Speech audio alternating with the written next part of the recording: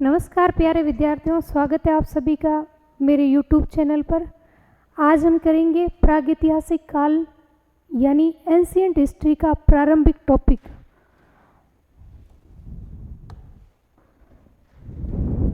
सबसे पहले इतिहास से संबंधित कुछ बेसिक बातें जहाँ से आपके क्वेश्चन बनते हैं हर वैकेंसी में।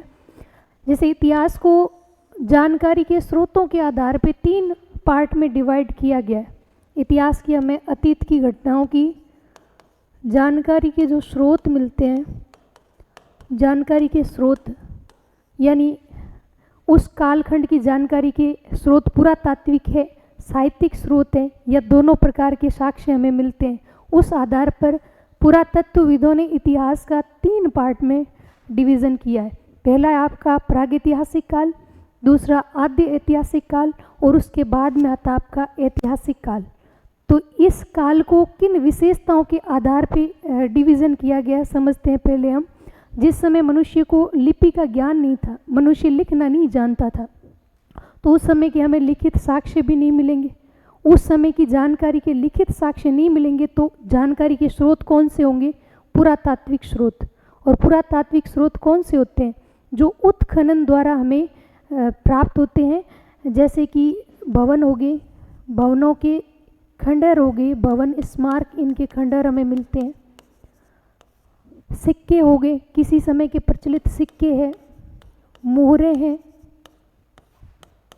सिक्के, मोहरें, मृदभांड, ये सभी पुरातात्विक सामग्री है जो उत्खनन द्वारा पुरातत्वविदों ने प्राप्त की है, जिसके आधार पर मनुष्य के उस समय की जीवन की हमें जानकारी मिलती है। तो जिस काल की जानकारी हमें केवल पुरातात्विक स्रोतों के आधार पर मिलेगी, जिस समय मनुष्य को लिपि का ज्ञान नहीं है, जिस समय के लिखित साक्ष्य हमें नहीं मिलते हैं, उस काल को हम कहते हैं प्रागैतिहासिक काल, प्री हिस्टोरिक टाइम्स। और उस काल में हम पाषाण काल का अध्ययन करते हैं, यानी जब मनुष्य की उत्पत्ति होती है तब मनुष्य केवल पाषाण उपकरणों के बारे में धीरे धीरे जानने लगता है, पाषाण उपकरणों का अपने जीवन में उपयोग करने लगता है, और उस काल को हम पढ़ते हैं पाषाण काल में, प्राग ऐतिहासिक काल में। उसके बाद में जब मानव को लिपि का ज्ञान हो जाता है, मनुष्य कुछ लिखना, समझना, जानने लगता है, तो वो जो लिपि थी उसका साक्ष्य तो हमें उपलब्ध होता है, लेकिन वो लिपि अभी तक कोई डिकोड नहीं कर पाया, पुरातत्वविद उस लिपि को पढ़ नहीं पाए हैं। तो उस समय की जो लिपि है वो अपठनीय लिपि है, यानी मनुष्य ने जो लिखा अपने भावों को चित्रों के माध्यम से अभिव्यक्त किया। तो उस समय की जो लिपि थी वो है भाव चित्रात्मक लिपि, इसे कहते हैं पिक्टोग्राफिक लिपि। और भारत में ये लिपि, हमें इस लिपि के साक्ष्य कहाँ से मिलते हैं? हड़प्पा सभ्यता से, सिंधु घाटी सभ्यता से हमें भाव चित्रात्मक लिपि या पिक्टोग्राफिक लिपि के साक्ष्य मिलते हैं। अब इस समय का मनुष्य लिखना तो जान गया, लेकिन वो लिखा क्या है अभी तक हम समझ नहीं पाए। तो इस समय की जानकारी के लिए भी हमें पुरातात्विक स्रोतों पर निर्भर रहना पड़ता है। उसके बाद में आता है आपका ऐतिहासिक काल। ऐतिहासिक काल वो समय जब मनुष्य साहित्य लिखना सीख लेता है, और उस समय की जानकारी हमें लिखित साक्ष्यों से मिलती है। इस समय के लिखित साक्ष्य उपलब्ध है और ये लिपि पठनीय है, पढ़ ली गई है। तो जिस काल की जानकारी हमें लिखित स्रोतों से प्राप्त होती है उसको हम ऐतिहासिक काल के अंतर्गत पढ़ते हैं। ये अध्ययन की सुविधा की दृष्टि से 3 पार्ट इतिहास के बताए हुए हैं। जो आदि ऐतिहासिक काल है वो हड़प्पा सभ्यता और वैदिक संस्कृति, भारत के संदर्भ में हम सिंधु घाटी हड़प्पा सभ्यता को और वैदिक सभ्यता को आदि ऐतिहासिक काल में पढ़ते हैं। अब आप कहोगे कि वैदिक सभ्यता की लिपि तो लिखित थी, वेदों को लिखा हुआ था, लेकिन जो वैदिक काल है वो आपका 1500 ईसा पूर्व से लेके 600 ईसा पूर्व तक का समय था, जिस समय वेद है वो श्रुति के रूप में, यानी गुरु ने अपने शिष्य को ज्ञान दिया, वो शिष्य ने कंठस्थ करके आगे अपने शिष्य को सुना दिया। श्रुति परंपरा से वेदों की शिक्षा दी जाती थी, वेदों का लिखित रूप बाद में आता है। तो वैदिक काल का जो समय था उसको हम आदि ऐतिहासिक काल में रखेंगे। अब कुछ क्वेश्चन मनुष्य की उत्पत्ति से लेके भी बन जाते हैं, कि मानव शुरू में जब उत्पन्न होता है तो उसकी कौन कौन सी प्रजातियां रही होगी। तो उसको समझने के लिए थोड़ा सा हम और इतिहास में पीछे चलेंगे और कुछ काल जो भूगर्भिक सारणी के अनुसार बनते हैं उसको हम समझने की कोशिश करते हैं कि अपने जो अतीत के समय को महाकल्प यानी एरा, युग यानी एपोच, और एपोच को फिर कल्प यानी शक या पीरियड में बांटा गया। अब इतनी रामायण भी आपको याद नहीं रखनी है, हमें आगे जाके ये पढ़ना पड़ेगा कि सेनोजोइक एरा में जो स्तनपायी जीव थे उनकी उत्पत्ति होती है। तो सेनोजोइक एरा क्या है, इसे समझने के लिए थोड़ा सा ध्यान देना कि महाकल्प या एरा है वो pre Palaeozoic, Palaeozoic, Mesozoic, Cenozoic और नियोजोइक 5 कालखंड में विभाजित किया जाता है। प्री पैलियोजोइक में कोई युग नहीं है, उसके बाद पैलियोजोइक युग को प्राथमिक युग, मेसोजोइक को द्वितीयक युग, सीनोजोइक को तृतीयक युग और नियोजोइक को चतुर्थक युग में बांटा गया। इसके बाद में आपके प्राथमिक युग में आते हैं कैम्ब्रियन काल, ऑर्डोविशियन, सिल्यूरियन, डियोनियन, कार्बोनिफेरस और पर्मियन। ये एक सीक्वेंस काल की आती है। इस समय तक कोई जीव उत्पन्न नहीं होता है। उसके बाद में जो द्वितीयक युग था उसमें ट्रियासिक, ट्रियासिक के बाद में जुरेसिक, जुरेसिक के बाद में क्रिटेशियस कल्प आता है। फिर तृतीयक युग में आपके पैलियोसिन, इयोसिन, ओलिगोसिन, ओलिगोसिन के बाद मायोसिन, उसके बाद प्लायोसिन, और चतुर्थक युग में आपके आता है प्लेस्टोसिन और होलोसिन। समस्त लिखित इतिहास है मनुष्य का वो आपके होलोसिन युग का है। तो सीधे आपको बता दिया जाए कि जितना भी लिखित इतिहास हमें मिलता है वो होलोसिन युग का है। तो विद्यार्थी सोचिए होलोसिन युग कहाँ से आया। स्तनपायी जीव है वो सेनोजोइक काल में उत्पन्न हुए। तो सेनोजोइक एरा किसको कहते हैं? सेनोजोइक एरा के बाद में जो तृतीयक युग आता है, तृतीयक युग को हम पैलियोसिन, इयोसिन, ओलिगोसिन, मायोसिन, प्लायोसिन और उसके बाद चतुर्थक युग में प्लेस्टोसिन और होलोसिन में वर्गीकृत करके पढ़ते हैं। अब समझना इस चीज़ को कि जो सेनोजोइक महाकल्प है अपने काम का है सेनोजोइक महाकल्प, इसमें स्तनपायी या स्तनधारी जीव यानी मैमल्स की उत्पत्ति होती है पहली बार। सेनोजोइक काल में आपकी लगभग 8 करोड़ वर्ष पहले पैलियोसिन युग आता है। उसके बाद में आपका इयोसिन युग आता है 6 करोड़ वर्ष पहले। उसके बाद ओलिगोसिन 3 करोड़ 50 लाख वर्ष पहले। उसके बाद आपका मायोसिन युग 2 करोड़ 50 लाख वर्ष पहले। उसके बाद आता है आपका प्लायोसिन युग 1 करोड़ 20 लाख वर्ष पहले। यहाँ तक मनुष्य की उत्पत्ति हो जाती है 1 करोड़ 20 लाख वर्ष पहले। जो प्लायोसिन युग है यहाँ मानव की उत्पत्ति हो गई। उसके बाद में आता है आपके प्लिस्टोसिन और उसके बाद में होलोसिन युग आता है। अब हम बात कर ले मानव की उत्पत्ति। मानव की उत्पत्ति में सबसे पहले जो प्रजाति सामने आती है उसको कहते हैं प्राइमेट प्रजाति। और प्राइमेट प्रजाति कब उत्पन्न होती है? लगभग 360 लाख वर्ष पहले प्राइमेट प्रजाति उत्पन्न हुई। इस प्राइमेट प्रजाति से ही आपकी होमिनोइड प्रजाति विकसित होती है लगभग 240 लाख वर्ष पहले। होमिनोइड प्रजाति से ही विकसित एक प्रजाति थी होमिनिड। होमिनिड प्रजाति वो मानव था जो पहली बार 4 हाथ पैर चारों यूज करते हुए जैसे बंदर चलते हैं उस तरह चलना उसने छोड़ दिया था। और होमिनिड प्रजाति का मानव है वो पहली बार सीधे खड़े होकर चलना शुरू कर देता है। और ये होमिनिड प्रजाति का मानव ही पहली बार उपकरण बनाना सीखता है, पाषाण औजार बनाता है। तो इसको प्रथम कारीगर मानव भी कहते हैं। आगे हम समझेंगे कि होमिनिड प्रजाति है उससे जो होमो प्रजाति का विकास होता है उसका क्रम क्या है। पहले आप ये समझ लो कि होमिनिड प्रजाति उसका उद्भव कहाँ हुआ था। तो अपने अफ्रीका महाद्वीप में होता है। और कौन से काल में होता है? प्लायोसिन काल में होता है।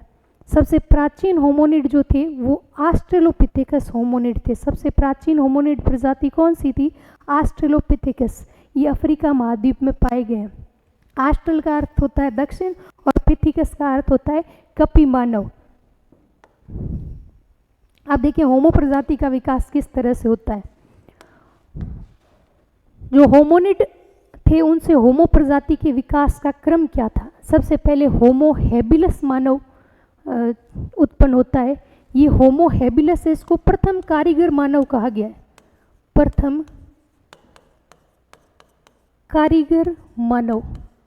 इस मानव ने पाषाण के उपकरण, पाषाण के औजार बनाने शुरू कर दिए थे, इसलिए होमो हेबिलस मानव उसको प्रथम कारीगर मानव कहा गया। इसके बाद में होमो हेबिलस के बाद में आता है आपके होमो इरेक्टस मानव। तो होमो इरेक्टस मानव है, ये सीधे खड़े होकर चलने वाला पहला मानव था, सीधे चलने वाला कपी मानव। सीधे चलने वाला कपी मानव कौन सा था? होमो इरेक्टस था। इसको होमो इरेक्टस को पिथेकेंथ्रोपस मानव भी कहते हैं,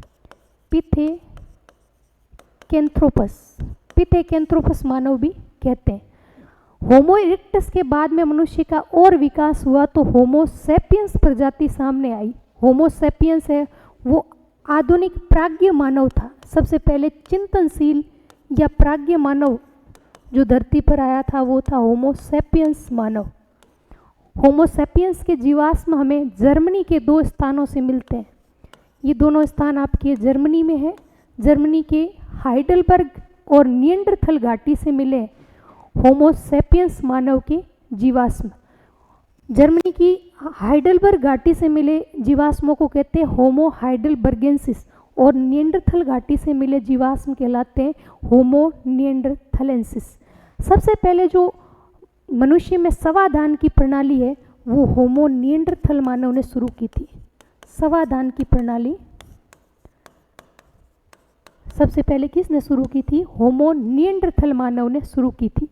होमो सैपियंस के बाद में आती है होमो सैपियंस यानी कि आधुनिक मानव, वर्तमान मनुष्य की प्रजाति क्या कहलाती है? होमो सैपियंस कहलाती है। ये लगभग 30,000 वर्ष पहले अस्तित्व में आई। लगभग 30,000 वर्ष पहले ये अस्तित्व में आते हैं होमो सैपियंस। होमो सैपियंस के बाद वर्तमान मानव प्रजाति। अब देखो पाषाण काल के उपकरणों का एक क्रमिक चरण रहा है। किस तरह के पाषाण उपकरण है वो मनुष्य द्वारा काम में लिए जाते थे। जो पूरा पाषाण काल का मनुष्य था या मध्य पाषाण काल का या नव पाषाण काल का मानव था, वो किस प्रकार के पाषाण उपकरणों को काम में लेता था। तो सबसे पहले आते हैं आपकी ओल्डोवान। ओल्डोवान को मोड फर्स्ट भी कहा जाता है। ओल्डोवान शैली के जो पाषाण उपकरण शुरुआती मनुष्य ने बनाए थे, ओल्डोवान टाइप के, इनको कहा जाता है मोड फर्स्ट। और इस तरह के ये जो पाषाण उपकरण थे, मोटे भद्दे उपकरण जिन्हें मनुष्य प्रारंभिक रूप से बनाता है, जो ओल्डोवान श्रेणी के हैं, इनकी खोज लुई लीके द्वारा की गई। लुई लीके द्वारा की गई और तंजानिया में इस तरह के उपकरण पाए गए। उसके बाद में आते हैं एबी वैली टाइप के उपकरण। एबी वैली ये यूरोप की सबसे प्राचीन संस्कृति के उपकरण है। यूरोप की सबसे प्राचीन संस्कृति के उपकरण है वो एबी वैली टाइप के हैं। उसके बाद में आते हैं आपके एशुलियन टाइप के उपकरण। एशुलियन उपकरण है ये आपके फ्रांस के सेंट एशुल नामक स्थान से मिले। सेंट एशुल नामक स्थान फ्रांस से मिले और सेंट एशुल नामक स्थान के आधार पर इसका नाम एशुलियन संस्कृति रख दिया गया। इसके बाद में क्लेक्टोनियन टाइप के उपकरण मिले हैं। फिर लवोलवाई, माइकोक्यूइन और मोस्तारी। ये जो मोस्तोरियन संस्कृति है, यहाँ से आपके इम्पोर्टेंट क्वेश्चन बनेगा। मोस्तोरियन संस्कृति या मोस्तारी उपकरण है, ये आपके मध्य पूरा पाषाण काल से संबंधित है। मध्य पूरा पाषाण काल से संबंधित है जो मोस्तूरी या मोस्तूरियन टाइप के उपकरण हैं। इसके बाद हम देखते हैं कि सबसे पहले 1776 ईस्वी में पी.एफ. सुहम महोदय ने त्रिकाल विभाजन दिया था। इतिहास का त्रिकाल विभाजन किसने दिया था? पी.एफ. सुहम ने दिया था। पी.एफ. सुहम ने कोपेनहेगन में रखी। कोपेनहेगन संग्रहालय है, कोपेनहेगन जो डेनमार्क में स्थित है, इस संग्रहालय में रखी जो पुरातात्विक सामग्री थी। पुरातात्विक सामग्री के विश्लेषण के आधार पर पहली बार पी.एफ. सुहम महोदय ने इतिहास का त्रिकाल विभाजन किया था। और त्रिकाल कौन से थे? पहला था आपका पाषाण काल। सबसे पहले स्टोन एज आती है, जब मनुष्य ने पाषाण उपकरणों को प्रयोग किया था। उसके बाद में आता है कांस्य काल, ब्रोंज एज, जब मनुष्य कांसा बनाना सीख जाता है। तांबा और टिन को मिलाकर कांसा, एक जो मिश्र धातु बना दी जाती है कांसा, ये सिंधु सभ्यता में अपने को देखने मिलेगी। सिंधु सभ्यता है वो कांस्य युगीन सभ्यता थी। तो बाद में आता आपका कांस्य काल यानी ब्रॉन्ज एज, और उसके बाद में जब लोहे का आविष्कार कर लिया मनुष्य ने तो उस कालखंड को लोह काल या आयरन एज में रखा। इस तरह का त्रिकाल विभाजन सबसे पहले किसने दिया था? पीएफ सुहम महोदय ने। उसके बाद में 1836 ईस्वी में इसी त्रिकाल व्यवस्था का समर्थन किया था सीजे थॉमसन ने, कि मनुष्य का जो संपूर्ण इतिहास है उसको हम 3 काल में बांट सकते हैं।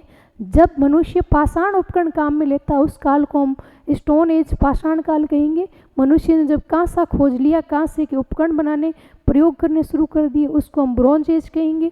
और उसके बाद में लोह काल यानी जब लोहे का खोज हो जाती है, और आयरन एज उसको हम कहेंगे जब लोहे के उपकरण काम में लिए थे। इसके बाद में 1865 ईस्वी में जॉन लुबाक अपनी पुस्तक प्री हिस्टोरिक टाइम्स में पाषाण काल का विभाजन है वो 2 भागों में करते हैं। पाषाण काल को पुरा पाषाण और नव पाषाण काल में विभाजित किया। हमने पढ़ा कि इतिहास के 3 पार्ट है, प्रागैतिहास, आदि इतिहास और ऐतिहासिक काल। उसके बाद हम पढ़ रहे हैं प्रागैतिहासिक काल को। प्रागैतिहासिक काल में हम पढ़ते हैं पाषाण काल। पाषाण काल का हमने देखा कि जॉन लुबाक है उन्होंने 2 भागों में विभाजन किया। पाषाण काल का पुरा पाषाण और मध्य पाषाण 2 भागों में विभाजन कौन करते हैं? जॉन लुबाक। 1865 ईस्वी में जॉन लुबाक की पुस्तक का नाम है प्री हिस्टोरिक टाइम्स। तो प्री हिस्टोरिक टाइम्स में पाषाण काल का विभाजन पुरा पाषाण यानी पैलियोलिथिक एज और नव पाषाण यानी न्यूलिथिक एज में किया था। तो सबसे पहले पाषाण काल के लिए पुरा पाषाण और नव पाषाण शब्दावली का प्रयोग है वो जॉन लुबाक ने किया था। उसके बाद में जो पाषाण काल है उसके 3 विभाजन किसने किए थे? 1961 ईस्वी में कॉम्सन और ब्रेडवुड ने पाषाण काल को 3 भागों में विभाजित कर दिया। पुरा पाषाण काल, पैलियोलिथिक एज, मध्य पाषाण काल, मेसोलिथिक एज और नव पाषाण काल यानी न्यूलिथिक एज। तो पाषाण काल का 2 भागों में विभाजन जॉन लुबाक ने किया और पाषाण काल का 3 भाग में विभाजन है वो कॉम्सन और ब्रेडवुड ने किया था। कॉम्सन और ब्रेडवुड नव पाषाण काल के लिए एक शब्द काम में लेते हैं, भोजन उत्पादन का काल। यानी जो शुरुआती मनुष्य था वो भोजन का केवल उपभोक्ता था, उत्पादक नहीं था। नव पाषाण काल में मनुष्य खेती की शुरुआत करता है, कृषि की शुरुआत है वो नव पाषाण काल में हुई थी। न्यूलिथिक एज में मनुष्य ने समझा कि भोजन का उत्पादन कैसे होता है, तो कॉम्सन और ब्रेडवुड ने सबसे पहले नव पाषाण काल को भोजन उत्पादन का काल कहा था। अब देखो पाषाण काल का हमने 3 विभाजन देख लिया। पाषाण काल है वो पुरा पाषाण काल, मध्य पाषाण काल और नव पाषाण काल में विभाजित किया हुआ है। और ये त्रिकाल विभाजन पुरा पाषाण, मध्य पाषाण और नव पाषाण ये विभाजन किसने किया था? कॉम्सन और ब्रेडवुड ने। कॉम्सन और ब्रेडवुड ने ये विभाजन किया था। कॉम्सन और ब्रेडवुड के अनुसार ये पूरा पाषाण काल है 25 लाख से 10,000 ईसा पूर्व। मध्य पाषाण काल का समय वो 10,000 से लेके 6,000 ईस्वी पूर्व तक, और नव पाषाण काल यानी न्यूलिथिक एज है वो 6,000 से लेके 3,000 ईस्वी पूर्व तक का समय था। अब कई बुक्स में आपको इस समय में वेरिएशन मिलेगा, तो यहाँ से कोई फिक्सेशन नहीं बनेगा कि किस काल का वर्गीकरण हम कब से लेके कब तक कर सकते हैं। बस आपको थोड़ा सा ध्यान में रखना है कि मनुष्य है वो पूरा पाषाण काल में लगभग 25 से लेके 30 लाख, किसी किसी बुक में आपको 30 लाख भी लिखा मिलेगा, तो लगभग 25 से 30 लाख पहले मनुष्य का अस्तित्व हमें देखने को मिलता है। पाषाण काल का जो मनुष्य है वो 30 लाख वर्ष पहले उत्पन्न हुआ था। इसके बाद में देखो पूरा पाषाण काल का भी सब डिवीज़न किया जाता है, और ये किया था आपके 1970 ईस्वी में एडवर्ड लार्टेट ने। मोस्ट इम्पॉर्टेंट है, ध्यान में रखना भी, एडवर्ड लार्टेट द्वारा पूरा पाषाण काल का भी 3 भागों में विभाजन किया जाता है। पूरा पाषाण काल का 3 भागों में विभाजन है। पूरा पाषाण काल जो 25 लाख से लेके और आपके 1 लाख ईस्वी पूर्व तक का समय था। ये पूरा पाषाण काल का समय था। उसके बाद में आता है आपका मध्य पुरा पाषाण काल, 1 लाख से लेकर 40,000 ईस्वी पूर्व तक का समय। उसके बाद में उच्च या उत्तर पुरा पाषाण काल, 40,000 से लेकर 10,000 ईसा पूर्व तक का समय। तो यानी हम पढ़ रहे हैं प्रागैतिहासिक काल के बारे में। प्रागैतिहासिक काल में पाषाण काल का अध्ययन कर रहे हैं और पाषाण काल का विभाजन है वो 3 भागों में किया गया है, पूरा पाषाण, मध्य पाषाण और नव पाषाण। उसके बाद में आपको मिलेगा पूरा पाषाण काल का फिर से 3 भागों में विभाजन, पूर्व पुरा पाषाण, मध्य पुरा पाषाण और उच्च या उत्तर पुरा पाषाण काल। कंफ्यूज नहीं होना है। 3 भाग कौन से हैं? पूर्व पुरा पाषाण, मध्य पुरा पाषाण और उत्तर या उच्च पुरा पाषाण काल। इन सभी कालखंड की अलग अलग हमें विशेषताएं मिलेगी। नेक्स्ट देखते हैं। उपकरणों के आधार पर हम पूरा पाषाण काल के भी अलग अलग नाम देखेंगे। सबसे पहले हम पाषाण काल में पूरा पाषाण काल पढ़ेंगे। पूरा पाषाण काल में जो विभाजन है वो निम्न पूरा पाषाण काल की बात कर रहे हैं अपने, निम्न पूरा पाषाण काल। अभी जो विशेषताएं हम पढ़ेंगे ये है निम्न पूरा पाषाण काल की विशेषताएं। लोअर पैलियोलिथिक एज है निम्न पूरा पाषाण काल। इसको हम उपकरणों के आधार पर 2 भागों में बांट सकते हैं। यानी निम्न पूरा पाषाण काल के मनुष्य किस प्रकार के उपकरण काम में लेता है। जो उपकरण हमें उत्खनन से मिले उस आधार पर 2 विभाजन मिलते हैं।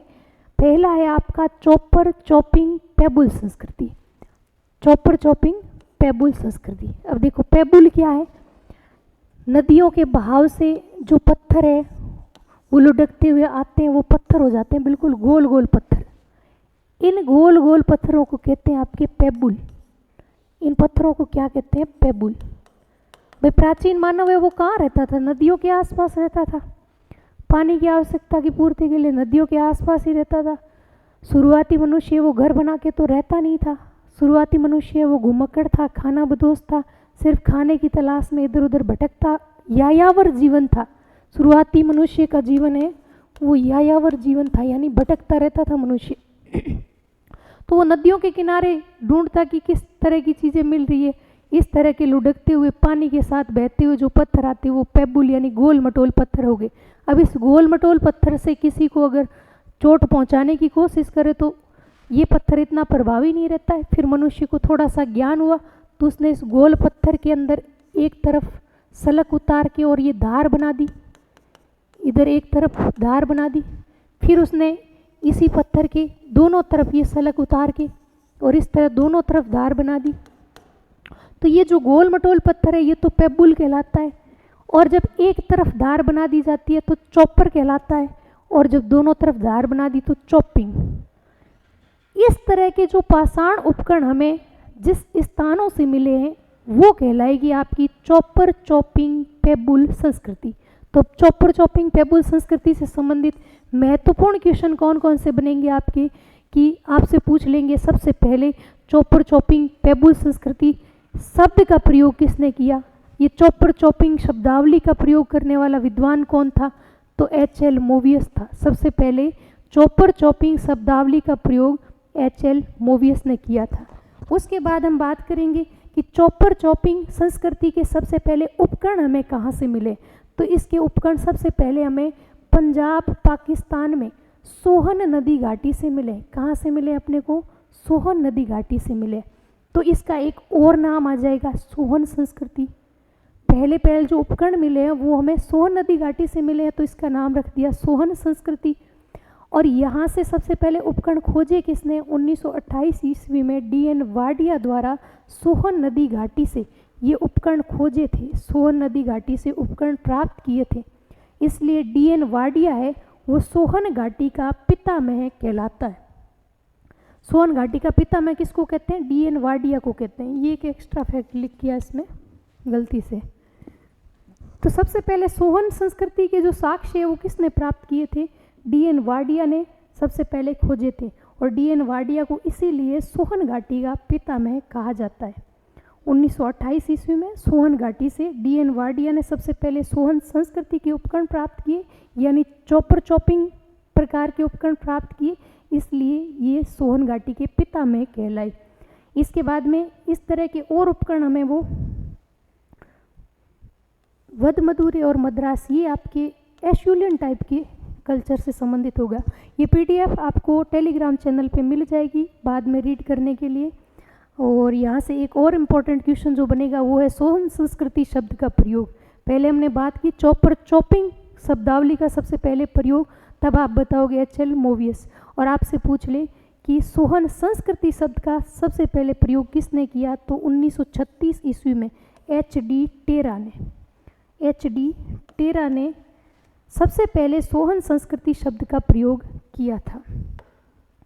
अब देखो दूसरा भाग किस तरह का है, हस्तकुठार संस्कृति का है। हैंड एक्स एशुलियन प्रकार की संस्कृति मिली है, जो सबसे पहले 1863 ईस्वी में पल्लवरम मद्रास, जो तमिलनाडु में स्थित है, पल्लवरम नामक स्थान से रॉबर्ट ब्रूसफूट ने एक हैंड एक्स खोजा था। रॉबर्ट ब्रूसफूट ने हैंड एक्स खोजा, एशुलियन प्रकार के उपकरण खोजे। इस हस्तकुठार संस्कृति को और हम क्या कहेंगे, एशुलियन संस्कृति, हस्तकुठार संस्कृति या एशुलियन संस्कृति। एशुलियन संस्कृति के उपकरण सबसे पहले किसको मिले थे, रॉबर्ट ब्रूसफूट को मिले थे 1863 ईस्वी में पल्लवरम नामक स्थान पर। और रॉबर्ट ब्रूसफूट है, ये निम्न पुरा पाषाण काल का सबसे पहले उपकरण खोजते हैं। हस्तकुठार वाले उपकरण पहले खोजे गए थे, सोहन घाटी के उपकरणों से भी पहले खोजे गए। तो निम्न पुरा पाषाण काल का पहला उपकरण है वो एक हैंड एक्स था, जो रॉबर्ट ब्रूसफूट ने खोजा था, पल्लवरम नामक स्थान पर खोजा था। इसलिए रॉबर्ट ब्रूसफूट को भारतीय प्रागैतिहासिक इतिहास, भारतीय प्रागैतिहासिक इतिहास का जनक कहा जाता है। प्रागैतिहासिक इतिहास का जनक, father of prehistoric history of India, archaeological history of India, कौन थे, भारतीय प्रागैतिहासिक इतिहास के जनक रॉबर्ट ब्रूसफूट थे। हस्तकुठार संस्कृति को मद्रासी संस्कृति या मद्रास उद्योग की संज्ञा दी जाती है, क्योंकि इसके जो उपकरण हैं वो मद्रास के आसपास मिले हैं, तो इसे मद्रास उद्योग की संज्ञा दी गई है। और ये मोस्ट इम्पॉर्टेंट है, यहाँ से मद्रास उद्योग की संज्ञा किसने दी थी, कृष्णा स्वामी ने दी थी।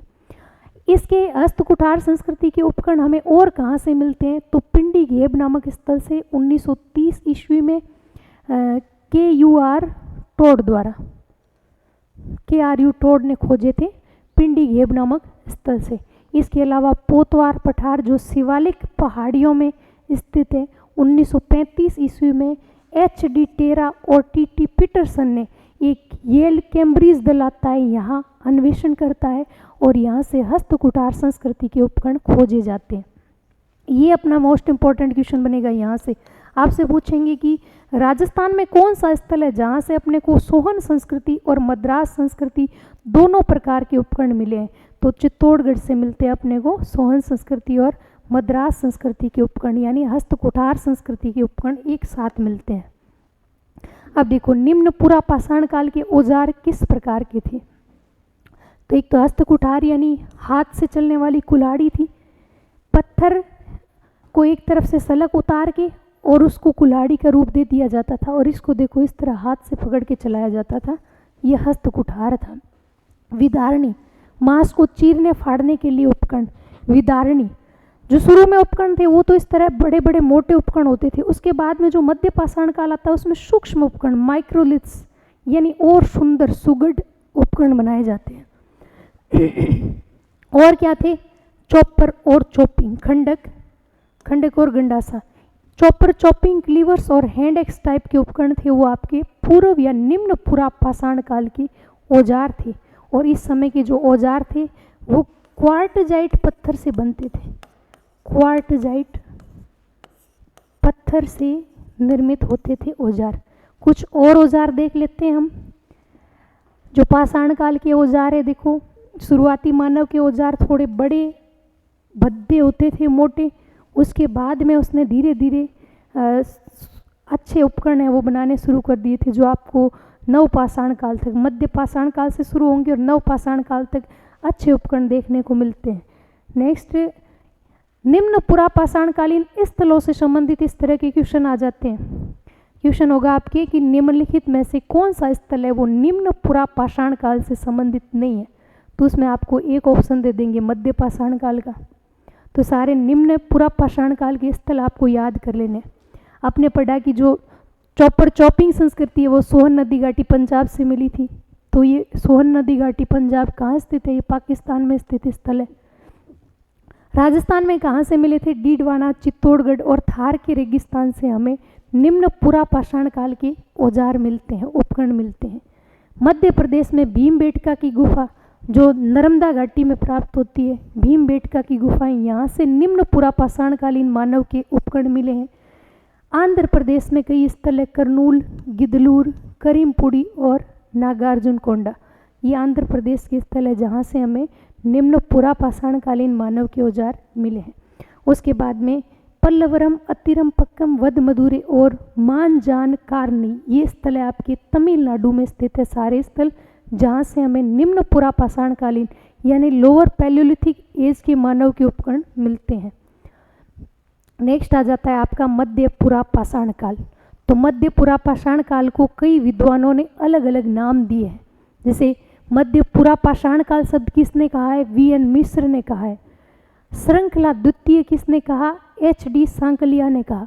नेवासियन संस्कृति से के.डी. बनर्जी ने कहा था। मध्य पाषाण युग है वो जी.सी. महापात्र ने कहा था। सलक संस्कृति है वो A.K. घोष द्वारा कहा जाता है। अब कुछ महत्वपूर्ण स्थल जहाँ से आपके कौन कौन से क्वेश्चन बनते हैं कि जो मध्य पुरापाषाण काल के स्थल है उसमें सबसे पहले खोजा गया स्थल है वो नेवासा था। नेवासा महाराष्ट्र में स्थित है। सर्वप्रथम खोजा गया मध्य पुरापाषाणिक स्थल है। नेवासा की खोज कब की जाती है?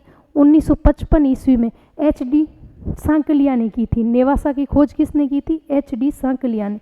नेवासा स्थल कहाँ स्थित है? तो गोदावरी की सहायक प्रवरा नदी घाटी में स्थित है नेवासा स्थल। नेक्स्ट है आपके चिरकी जो नेवासा महाराष्ट्र में स्थित है। इसके खोजकर्ता थे आपके कार्विन। चिरकी की खोज किसने की थी? कार्विन ने की थी। यहाँ से अपने को एक यूनिक साक्ष्य मिलता है। प्रथम पुरापाषाणिक शिविर और उद्योग यानी first Palaeolithic camp and factory के साक्ष्य कहाँ से मिले थे? चिरकी नेवासा से मिले थे।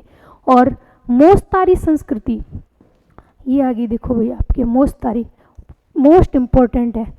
यहाँ से कई बार क्वेश्चन पूछा है, यूजीसी नेट में भी पूछा है फर्स्ट ग्रेड और असिस्टेंट प्रोफेसर के लिए। यह आपके इम्पोर्टेंट क्वेश्चन बनने वाला है कि मोस्तारी संस्कृति, मोस्तूरियन कल्चर है वो किस काल की थी?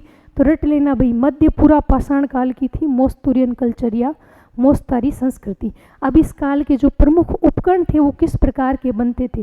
तो मध्य पुरापाषाण काल में मानव ने फलक यानी ब्लेड, वेदनी पॉइंट्स, वेदक यानी बोरर और सलक से बनी खुरचनी, खुरचनी यानी मांस को खुरचने के लिए स्क्रैपर्स मेड ऑफ द फ्लैक, इस तरह के उपकरण बनाने शुरू कर दिए थे। मनुष्य थोड़े से सुसंस्कृत उपकरण बनाता है। H.D. सांकलिया ने मध्य पुरापाषाण काल को फलक संस्कृति नाम दिया। अब ब्लेड कल्चर नाम क्यों दिया? क्योंकि इस काल में सबसे ज़्यादा ब्लेड के उपकरण है वो बने थे। नेक्स्ट है आपका मध्य पुरापाषाण कालीन स्थल। कौन कौन से स्थल है वो भारत में मध्य पाषाण काल के, मध्य पुरापाषाण काल के मिलते हैं? यही विद्यार्थी थोड़ा डगमगाएगा कि मध्य पाषाण काल और मध्य पुरापाषाण काल के स्थल है वो अलग अलग कैसे करने।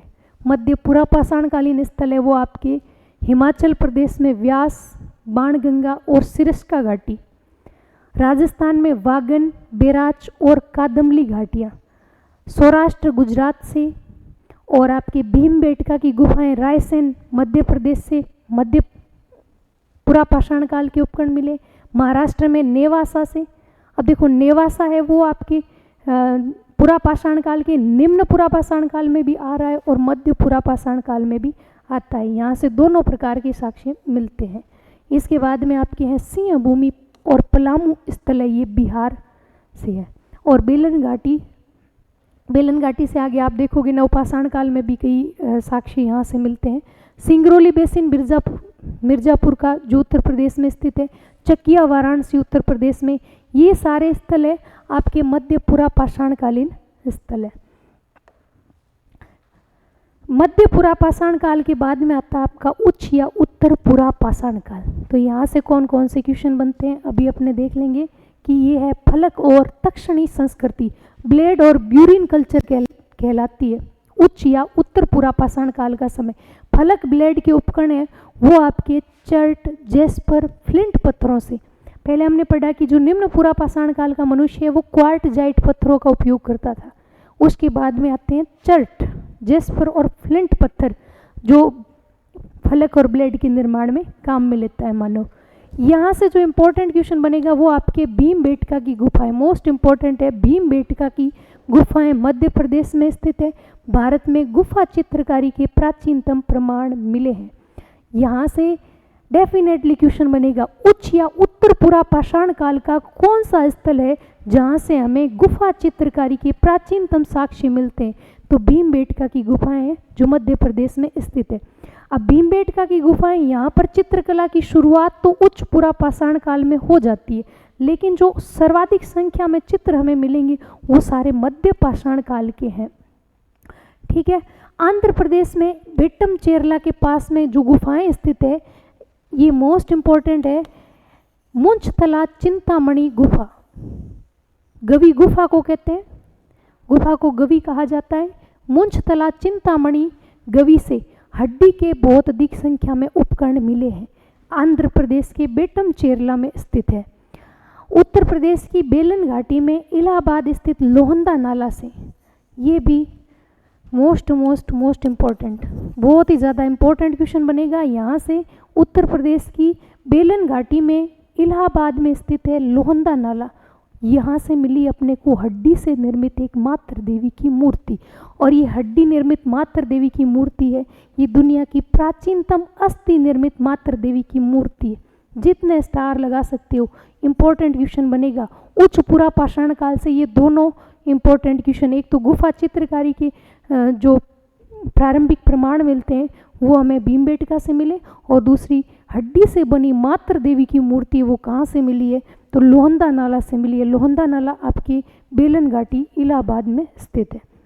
और इस हड्डी निर्मित मातृ देवी की मूर्ति के लिए एक शब्द काम में लिया है, क्षतिग्रस्त हड्डी बर्छी सिर, यानी बोन हार्पून हेड। किसने बताया है, तो रॉबर्ट जी बेडनरिक ने। रॉबर्ट जी बेडनरिक इस मातृ देवी की मूर्ति को क्या कहते हैं, एक क्षतिग्रस्त हड्डी बर्छी वाला सिर कहते हैं। अब देखो उच्च या उत्तर पुरापाषाण काल की और हमें कौन कौन से साक्ष्य कहाँ से मिलते हैं। शुतुरमुर्ग के अंडों पर चित्रकारी के प्रमाण मिलते हैं। शुतुरमुर्ग के अंडे के खोल पर, जिसको हम ऑस्ट्रिच एग शेल पीस कहेंगे, ऑस्ट्रिच एग शेल पीस पर चित्रकारी के सबसे पहले प्रमाण आपसे पूछ ले तो उत्तर प्रदेश के बांदा जिले की केन नदी के किनारे मिली है शुतुरमुर्ग के अंडे के खोल पर बनी चित्रकारी। और इसे कब खोजा गया है, 1860 ईस्वी में। इसके बाद इम्पोर्टेंट ये बनेगा कि पटने से स्थित अपने को शुतुरमुर्ग की चित्रकारी के साक्ष्य मिलते हैं। पटने महाराष्ट्र से भी शुतुरमुर्ग की चित्रकारी के साक्ष्य मिलते हैं। अब देखो भारत में उच्च पुरापाषाण काल के सर्वप्रथम अवशेष है वो कहाँ से खोजे गए, तो बेलन घाटी से खोजे गए थे। सबसे पहले उच्च या उत्तर पुरापाषाण काल के साक्ष्य वो बेलन घाटी उत्तर प्रदेश से मिले, और किसने खोजे थे, 1960 ईस्वी में GR शर्मा द्वारा खोजे जाते हैं। इसके बाद इम्पोर्टेंट फैक्ट आता है आपके बिलासुर ग्राम के बारे में, जो आंध्र प्रदेश में स्थित है। बिलासुर ग्राम से हमें प्राचीनतम चूल्हे के साक्ष्य मिलते हैं। मैगदेलियन संस्कृति, ये मैगदेलियन संस्कृति किस नाम से है, अपने पश्चिमी यूरोप की संस्कृति का नामकरण है वो फ्रांस में स्थित वेजेरे नामक घाटी के एक स्थान ला मेडेलियन।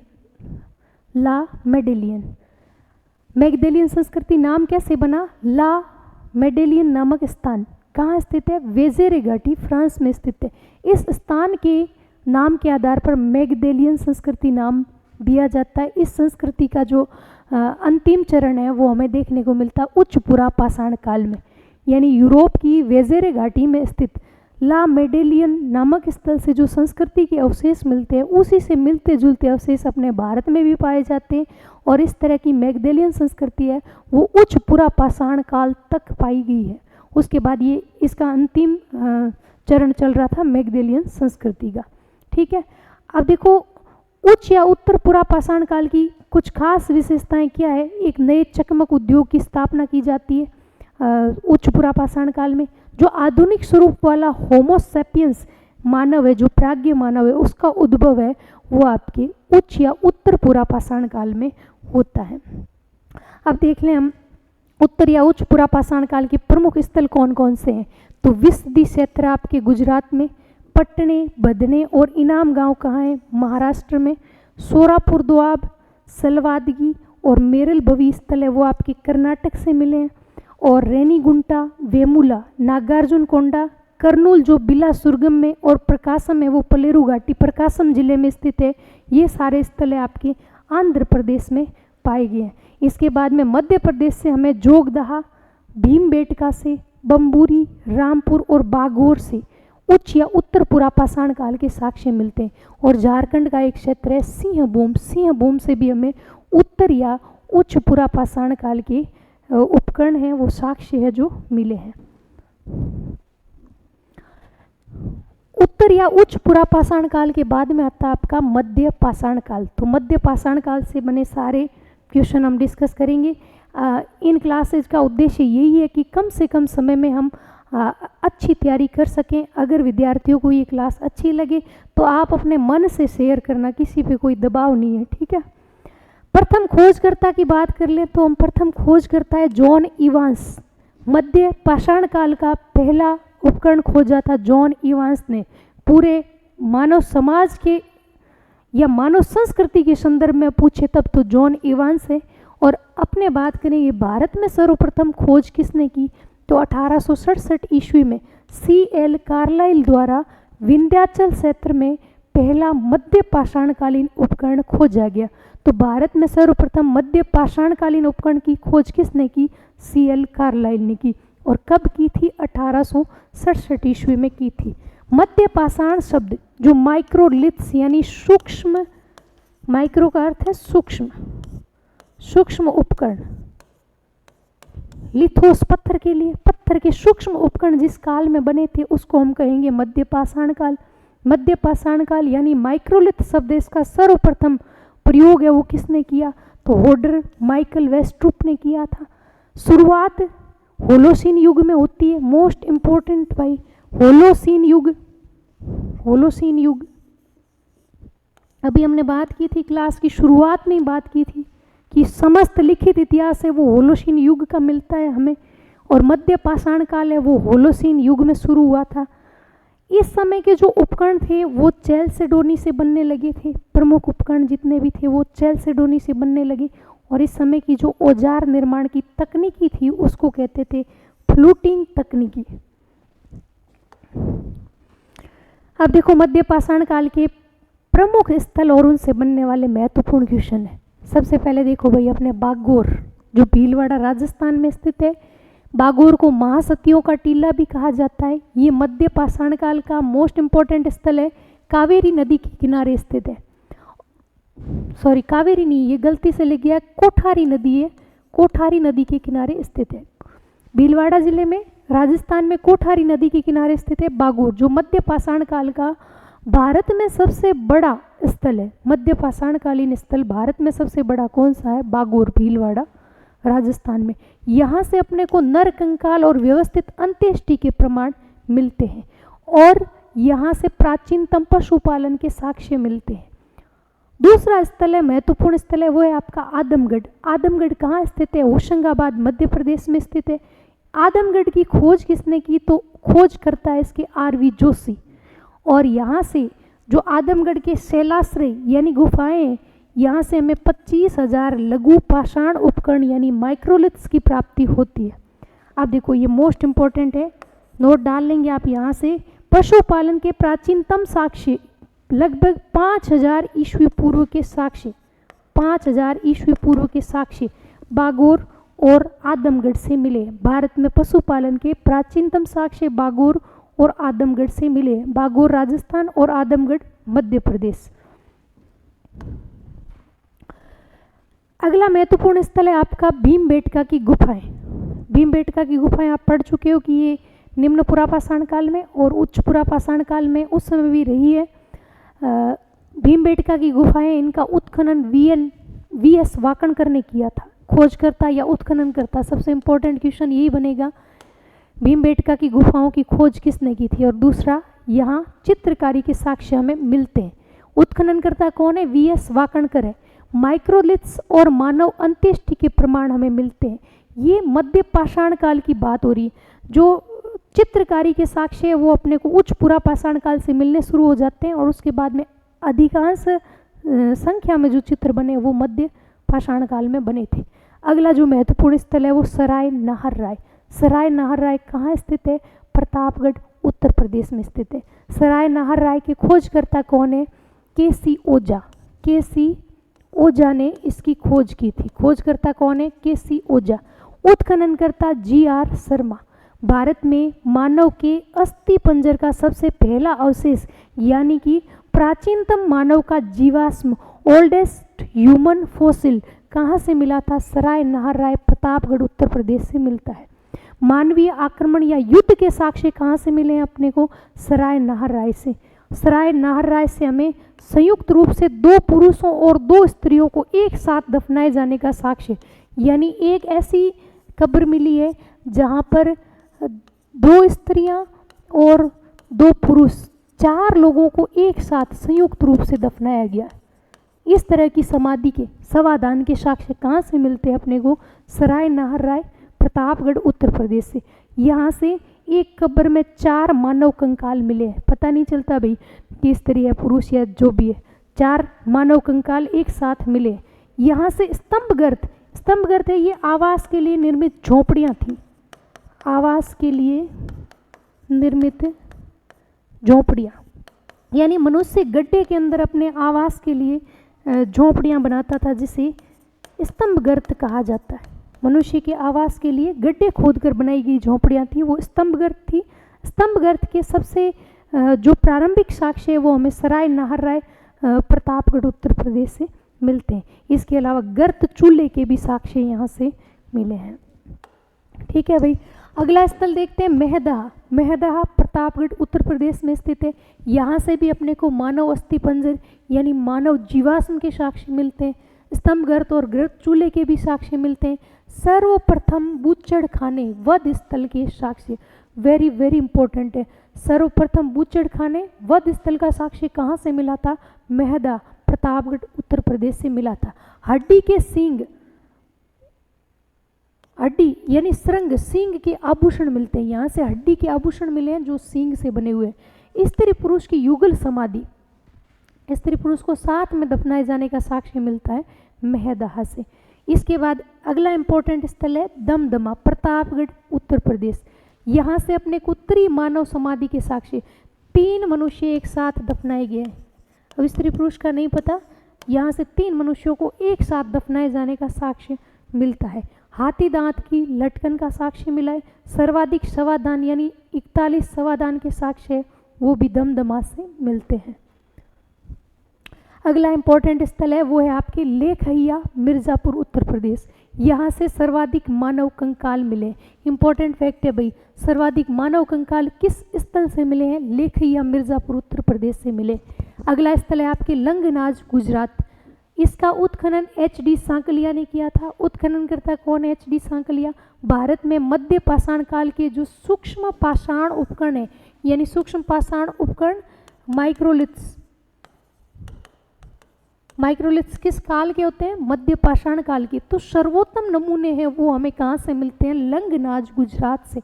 मध्य पाषाण कालीन माइक्रोलिथ्स सूक्ष्म पाषाण उपकरणों के सर्वोत्तम नमूने, उच्चतम नमूने वो हमें लंगनाज गुजरात से मिले हैं। शुष्क क्षेत्र में खोजा गया पहला स्थल है भाई, मोस्ट इम्पोर्टेंट, आपसे पूछ ले कि शुष्क क्षेत्र में खोजा गया पहला स्थल कौन सा है? तो लंगनाज गुजरात है। इसके बाद में आता है आपके कन्नेवल गुजरात। यहाँ से एक फैक्ट और है कि गेंडे की हड्डी के साक्ष्य भी हमें मिलते हैं लंगनाज गुजरात से। इसके बाद कन्नेवल गुजरात, इसके उत्खननकर्ता एच.डी. सांकलिया थे। यहाँ से हमें कौन कौन से साक्ष्य मिलते हैं? ऊंट, गेंडे, नीलगाय, हिरण और जंगली सूअर की हड्डियाँ मिलती है कन्नेवल गुजरात से। अगला स्थल है आपका लोटेश्वर गुजरात। लोटेश्वर गुजरात से पशुपालन के साक्ष्य मिले। 4000 ईसा पूर्व के पशुपालन के साक्ष्य कहाँ से मिलते हैं? लोटेश्वर, गुजरात से। अब ये एक इम्पॉर्टेंट फैक्ट है, कई बार पूछ लिया भाई, मोस्ट इम्पॉर्टेंट है कि सबसे प्राचीन जो झोंपड़ियों के साक्ष्य है वो कहाँ से मिलते हैं? प्राचीन झोंपड़ियों का सर्वप्रथम साक्ष्य वो पेशरा बिहार से मिला था, पेशरा बिहार से मिला है। और आपसे पूछ ले कि विस्तृत साक्ष्य यानी अधिक संख्या में बनी हुई झोंपड़ियों के साक्ष्य वो कहाँ से मिलते हैं? तो वो आपके इलाहाबाद उत्तर प्रदेश में स्थित है चौपानी मांडो। चौपानी मांडो से तो विस्तृत साक्ष्य मिले और जो सर्वप्रथम साक्ष्य मिला है वो पेशरा बिहार से मिला है। अगला जो स्थल है वो है आपके जल्लाहली, कर्नाटक। तो रोमन लिपि के डी अक्षर के आकार के तिरछे तीर फलकों का उत्पादन है वो आपके जल्लाहली, कर्नाटक क्षेत्र में होता था। अब बात कर लेंगे विशेषताओं की।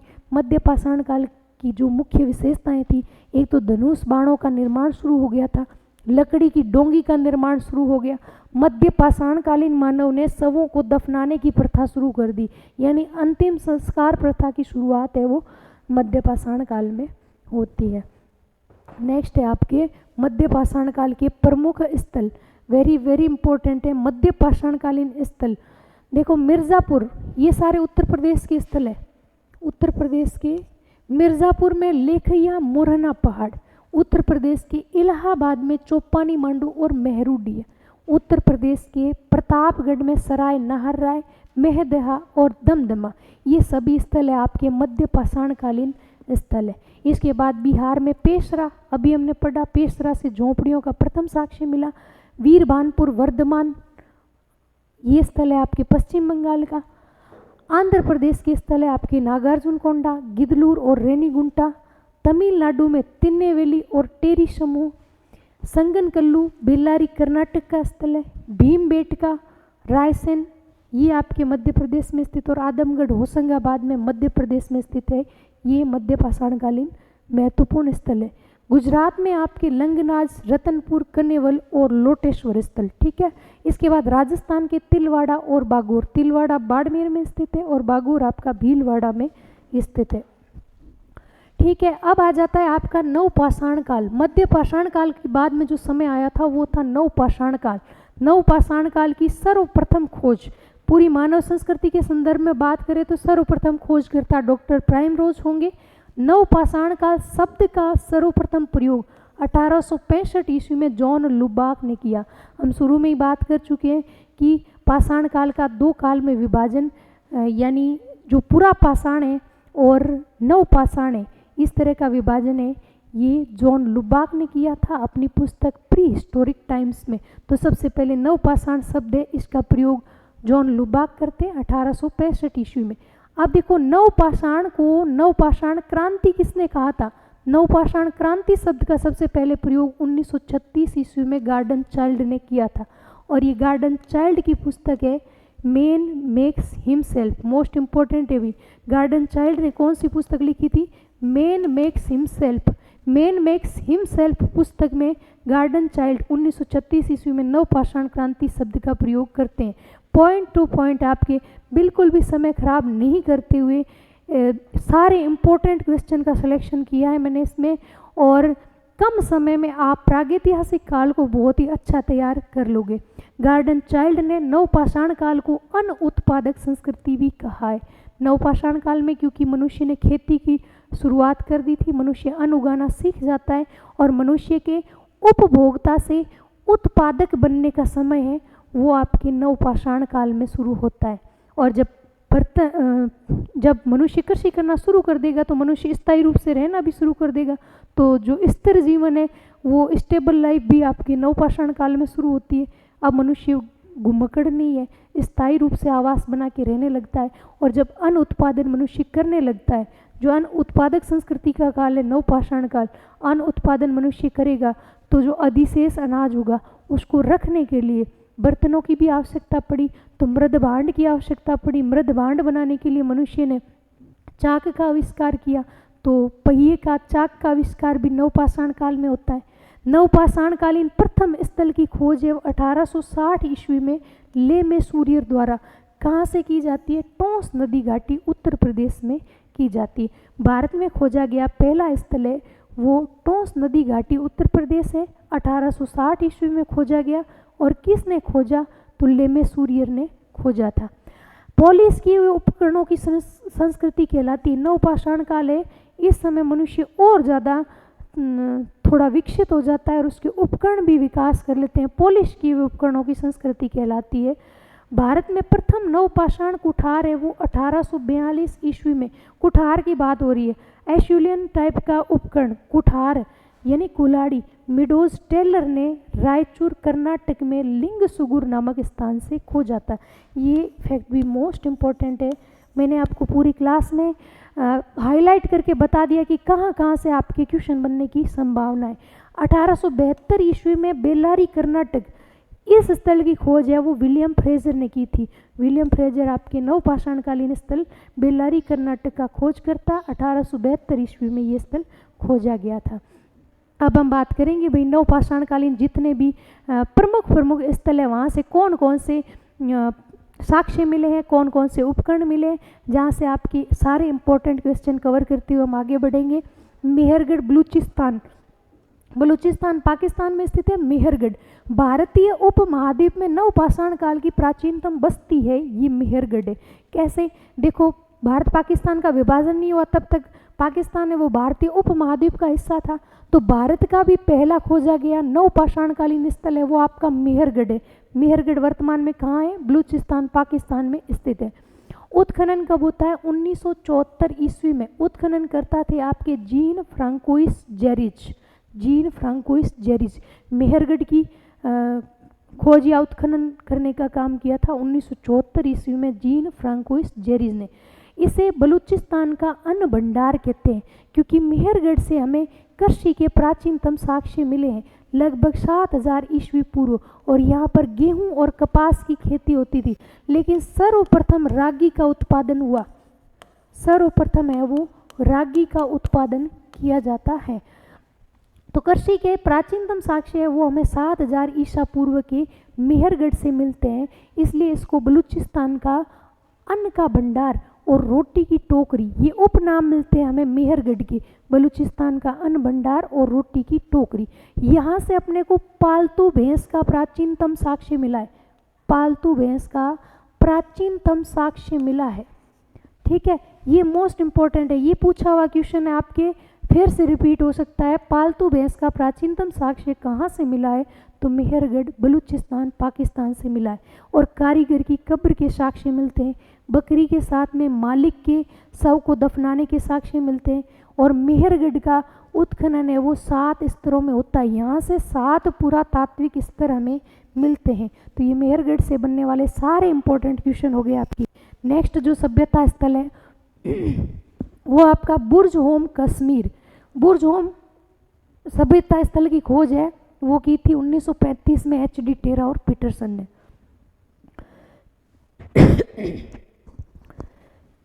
खोज 1935 में HD टेरा और पीटरसन ने। इसका शाब्दिक अर्थ पूछ ले, बुर्ज होम का शाब्दिक अर्थ क्या है? तो बुर्ज वृक्ष का स्थान, यानी वहाँ पर बुर्ज वृक्ष बहुत अधिक मात्रा में पाए गए। खुरदरे दूसर मृद भांड, कोरस ग्रे पोर्ट्री के साक्ष्य यहाँ से मिलते हैं बुर्ज होम से। सबसे मोस्ट इंपॉर्टेंट फैक्ट ये होगा आपके, पालतू कुत्ते और भेड़ियों को मालिक के शव के साथ दफनाने के साक्ष्य कहाँ से मिलते हैं? बुर्ज होम से मिलते हैं। यहाँ से छिद्रयुक्त हार्वेस्टर मिला है और एक घड़े पर सींग वाले देवता का चित्र भी मिलता है। अब कोई क्वेश्चन नहीं बचता आपके बुर्ज होम नामक स्थल से। इसके बाद दूसरा भी कश्मीर का स्थल है गुफकराल। गुफकराल का उत्खनन 1981 ईस्वी में AK शर्मा ने किया था। गुफकराल का शाब्दिक अर्थ है कुम्हार की गुफा। यहाँ से कृषि और पशुपालन के साक्ष्य मिलते हैं, इंपॉर्टेंट है भी, कृषि और पशुपालन के साक्ष्य गुफकराल कश्मीर से मिले। अनाज पीसने और वस्त्र सिलने की विधि, गुफकराल के लोग हैं ये आपके वस्त्र सिलना जानते थे, अनाज पीसने की और वस्त्र सिलने की विधि से परिचित होने के साक्ष्य मिले। यहाँ से अलंकृत हार्वेस्टर के, ये एक बार पूछ लिया है, अलंकृत हार्वेस्टर के साक्ष्य कहाँ से मिलते हैं? गुफकराल कश्मीर से। और एक तांबे की हेयर पिन यहाँ से मिली है। अब देखो भाई नवपाषाणकालीन प्रमुख स्थल कौन कौन से हैं? तो मेहरगढ़ बलूचिस्तान पाकिस्तान में स्थित है। उत्तर प्रदेश में आपके इलाहाबाद में कोल्डी हवा, मेहगढ़ा, पंचो और लहुरा देव नामक स्थल। ये लहुरा देव जो संत कबीर नगर जिला में स्थित है उत्तर प्रदेश के संत कबीर नगर जिला में। यहाँ पर जो नवीन खोज से हमें कृषि के साक्ष्य मिलते हैं वो 9000 से 8000 ईस्वी पूर्व के हैं। तो 9000 या 8000 ईस्वी पूर्व के जो कृषि के साक्ष्य नवीनतम खोज में मिले, इसके अनुसार आपके मेहरगढ़ वाला साक्ष्य है, उससे भी प्राचीन साक्ष्य हमें कृषि के मिल गए, वो लहुरा देव से मिले। लहुरा देव कहाँ है? संत कबीर नगर जिला उत्तर प्रदेश में स्थित है। और आपके नवपाषाणकालीन स्थलों में लिंग सगूर, बेल्लारी, ये दोनों स्थल है आपके कर्नाटक के हैं, और नागार्जुन कोंडा है, ये आंध्र प्रदेश का स्थल है। अब देखो कुछ महत्वपूर्ण स्थलों से संबंधित इंपॉर्टेंट फैक्ट आपके चिरांद से, ये पूछा ही जाता है, रट लेना भाई। चिरांद से हड्डी के उपकरण, जो सींगों के, हिरण के सींगों के उपकरण है, वो अपने को कहाँ से मिले? चिरांद सारण बिहार से। मोस्ट इंपॉर्टेंट है, हड्डी के उपकरण या हिरण के सींगों के उपकरण है वो चिरांद बिहार से मिले हैं। ठीक है। कोल्डी हवा जो बेलन घाटी उत्तर प्रदेश में स्थित है, यहाँ से 6000 ईस्वी पूर्व का चावल यानी धान का साक्ष्य मिलता है। मेहगड़ा बेलन घाटी उत्तर प्रदेश में स्थित है, चावल की खेती का साक्ष्य यहाँ से। और क्या मिलता है? पशुबाड़ा गौशाला का साक्ष्य मिलता है। ये आ गया आपका लहुरा देव। लहुरा देव कहाँ स्थित है? संत कबीर नगर उत्तर प्रदेश में। यहाँ से 8000-9000 ईस्वी पूर्व चावल की खेती का साक्ष्य मिला है। भारत में खेती का ये प्राचीनतम साक्ष्य, यानी अब मेहरगढ़ वाले फैक्ट को रिप्लेस हो जाएगा। भारत में खेती का प्राचीनतम साक्ष्य है वो कहाँ से मिलता है? लहुरा देव, संत कबीर नगर जिला उत्तर प्रदेश से, उत्तर प्रदेश से मिलता है। अब देखो एक इम्पॉर्टेंट क्वेश्चन यहाँ से देखो, 2018 की फर्स्ट ग्रेड की वैकेंसी का प्रीवियस ईयर का पेपर देखना। यहाँ से आपको एक क्वेश्चन देखने को मिलेगा कि निम्नलिखित में से किस स्थल से भस्म टीले नहीं पाए गए? भस्म टीले कैसे बनते थे? ये मवेशी रखने वालों की बस्ती के अवशेष है, यानी जहाँ मवेशी रखे जाएंगे उन मवेशियों का गोबर इकट्ठा किया जाता और उसमें आग लगा दी जाती, तो वहाँ एक राख का ढेर बन जाता था। और इस तरह के राख के ढेर हमें दक्षिण भारत के कई स्थलों से मिले। सर्वप्रथम टीजे न्यूबोल्ट ने इस तरह के राख के टीले की खोज की थी और वो स्थल था आपका कुप्पगल कर्नाटक। तो कुप्पगल कर्नाटक वो पहला स्थल है जहाँ से राख का टीला मिला था, यानी मवेशी रखने वालों की बस्ती का पहला साक्ष्य है वो आपका है कुप्पगल कर्नाटक। यहाँ से राख के टीले की खोज किसने की? तो टीजे न्यूबोल्ट ने की थी। इसके बाद में और कौन कौन से स्थल है जहाँ से हमें राख के टीले मिले? तो कर्नाटक के कुछ स्थल है। कर्नाटक में स्थित है आपके पिकलीहल, संगनकल्लू, कुप्पगल, बुद्धिहल, मास्की और ब्रह्मगिरी। ये कर्नाटक के स्थल है जहाँ से हमें राख के टीलों के, भस्म के टीलों के अवशेष मिलते हैं। इसके बाद आंध्र प्रदेश के स्थल है उतनूर और पल्लवाई। देखना आप 2018 वाला पेपर, यहाँ से एक क्वेश्चन आया हुआ है, तो सारे स्थल आपको याद होने चाहिए। कल को ऐसे भी पूछ ले कर्नाटक का कौन सा स्थल नहीं है जहाँ से भस्म टीले के अवशेष वो नहीं मिले हैं? तो कर्नाटक में तो पिकलीहल, संगनकल्लू, कुप्पगल, बुद्धिहल और मास्की और ब्रह्मगिरी क्षेत्र थे, और आंध्र प्रदेश का उतनूर और पल्लवाई। ये एक इम्पोर्टेंट फैक्ट अपने को मिलता है। ओदे तमिलनाडु से 2001 ईस्वी में पी राजेंद्रन ने 2001 ईस्वी में पी राजेंद्रन ने शिशु कपाल खोजा था। किस स्थल से? ओदे तमिलनाडु से। एक और इम्पोर्टेंट फैक्ट अपने रह गया था, निम्न पुरा पाषाण काल से संबंधित एक स्थल था भाई, ये मोस्ट इम्पोर्टेंट है, बोरी महाराष्ट्र। बोरी महाराष्ट्र ये निम्न पुरा पाषाणकालीन स्थल है, लोअर पैलियोलिथिक एज का स्थल है, निम्न पुरा पाषाणकालीन स्थल बोरी महाराष्ट्र। तो बोरी महाराष्ट्र जो निम्न पुरा पाषाणकालीन स्थल है, ये यहाँ से अपने को निम्न पुरा पाषाण काल की प्राचीनतम तिथि के साक्ष्य मिलते हैं। निम्न पुरा पाषाण काल की प्राचीनतम तिथि है वो कहाँ से मिली है? बोरी महाराष्ट्र नामक स्थल से मिली है। अब हम देख लेते हैं नवपाषाणकालीन औजार है वो किस प्रकार के बनते। तो सेल्ट, बसूले, कुल्हाड़ी और छेनी, इस टाइप के उपकरण मनुष्य बनाता था नवपाषाण काल में। ठीक है। नवपाषाण काल की विशेषताएं क्या थी? मनुष्य ने अग्नि का नियमित प्रयोग शुरू कर दिया था। यहाँ पे थोड़ा सा विद्यार्थियों को कन्फ्यूजन रहता है कि अग्नि का आविष्कार है वो कब होता है, अग्नि का आविष्कार कब होता है? तो मनुष्य है वो अग्नि की जानकारी मनुष्य को जानकारी तो अग्नि की है, वो निम्न पुरापाषाण काल में हो जाती है। निम्न पुरापाषाण काल में जब शुरुआत में मनुष्य ने पाषाण को समझा था कि मेरे आसपास जो पत्थर है, इन पत्थरों का मैं क्या उपयोग कर सकता हूँ, तो निम्न पुरापाषाण काल में मनुष्य को अग्नि की जानकारी हो जाती है। और निम्न पुरापाषाण काल के बाद में मध्य पुरापाषाण काल आता है, उच्च या उत्तर पुरापाषाण काल आता है, उसके बाद में मध्य पाषाण काल आता है। तो इस काल के दौरान मनुष्य अग्नि के बारे में जानता तो था, लेकिन अग्नि का नियमित प्रयोग है ये आपके नव पाषाण काल में शुरू हुआ था। मनुष्य ने अग्नि का नियमित प्रयोग कब शुरू किया था? नव पाषाण काल में शुरू किया था। मनुष्य जानवरों को पालतू बनाना शुरू कर देता है, ये तो मध्य पाषाण काल में शुरू कर दिया था। तो नव पाषाण काल में मनुष्य पशुपालन करता है। हमने पढ़ा कि भारत में प्राचीनतम पशुपालन के साक्ष्य वो 2 स्थलों से मिले हैं। प्राचीनतम साक्ष्य और भी कई स्थलों से मिले हैं, लेकिन सबसे पुराने साक्ष्य 5000 ईसा पूर्व के लगभग। तो वो 2 स्थल है आपके, एक तो राजस्थान का बागोर और एक है आपके मध्य प्रदेश का आदमगढ़ क्षेत्र। तो मध्य पाषाण काल में मनुष्य पशु को पालना शुरू कर देता है। और जो प्रथम पालतू पशु था मनुष्य का, प्रथम पालतू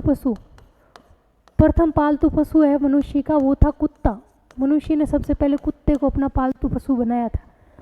लेकिन फिर नवपाषाण काल में भी हम नवपाषाण काल की विशेषता में भी कहेंगे कि मनुष्य है वो जानवरों को पालतू बनाना शुरू कर देता।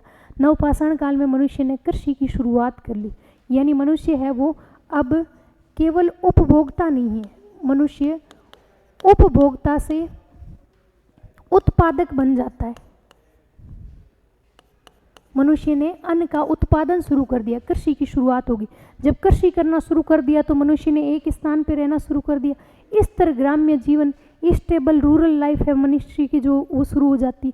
कुंभकारी, मनुष्य ने जब कृषि अधिशेष बचा तो उसको संग्रह करने के लिए कुंभकारी यानी मृद भांड निर्माण शुरू कर दिया था। चाक का प्रयोग, शुरू में मनुष्य है वो हाथ से निर्मित बर्तन काम में लेता था, हाथ से निर्मित मृद भांड। मनुष्य पहले हाथ से मृद भांड बनाता है और उसके बाद में मनुष्य ने जब पहिए का आविष्कार कर लिया, चाक का आविष्कार कर लिया, तो चाक से बर्तन बनाने लगता है। तो ये थी अपने नवपाषाण काल की प्रमुख विशेषताएं। तो प्यारे विद्यार्थियों, अगर आपको क्लास अच्छी लगी हो तो क्लास को अधिक से अधिक शेयर करना और चैनल को सब्सक्राइब करना। मिलते हैं अगली क्लास में एक नए टॉपिक के साथ।